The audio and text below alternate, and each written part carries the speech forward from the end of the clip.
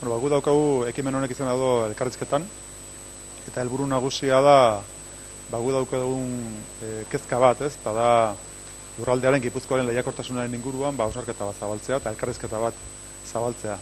Eta hori egitea gainera bailaraz bailara, beraz egingo nuke Gipuzkoako 7 bailaretan, horrelako oso antzeko jardunaldi bat. Eta gonbidatuak dira, alde batetik arlo ekonomikoa izan da enpresak, bailaretako enpresak, arlo politiko instituzionala, udalak eta garapen agentzia baitaren, eta hezkuntza arloa. Guk Foru Aldundi bezala egiten dugu gure kudeaketaren berri eman, eta gero baita ere hortik aurrera etorkizunari begira nola ikusten ditugun kontuak ekonomia arloan, eta neurri handi batean zehaztu nahi dugu baita ere planteamendu jakin bat lehiakortasunaren inguruan. Guk nahi duguna da Gipuzkoa orain arte izan den bezala, hemendik aurrera izatea lehiakorra. Orduan guk gure planteamendu egiten dugu, baina komeni zaiguna eta interesatzaiguna horrelakoetan da baita ere euren iritzia jakin, euren ikuspentua jakin, eta neurri handi batean baita ere ikusita Gipuzkoa bailaraz bailara desberdina dela eta ezaugarri ekonomiko diferentea dituela, ezagutzea baita ere bailara bakoitzaren egoera eta ikuspegia.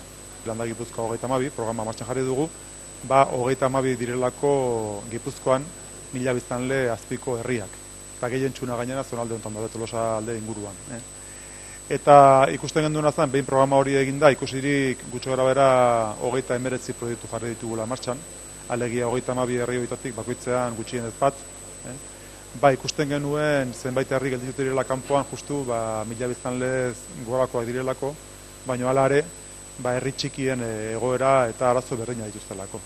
Eta orduan ikusten genuen interesgarria programa horrekin jarraitzea, eta hori uste dute momentu honetan 58 bat herri izango direla, Gipuzkoan 2500 biztanlezkoak.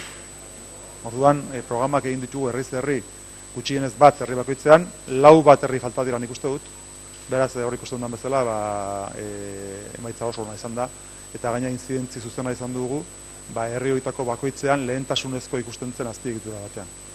Gehien txunak izan dira herri ikuspegitik, erabilera anitzeko gune batzuk, egoitza batzuk martxan jartzea. Gure arazoa zein da herri txiki hauetan, zorionez bizitera openaren inguruan apustu baiten ari direla gehien txunak, baina horretarako zerbitzua behar dituztela. Jende gaztea etorri da, etxebizitza berriak egin dituzte, seme alabak eta badaude, baina guzti horre behar duena baita ere da azpiegitura minimo bat herri giro horri eusteko. Eta orduan herri gehienetan kezka hori zegoen, eta eurek ez zeukaten baliabide ekonomiko horri aurre egiteko.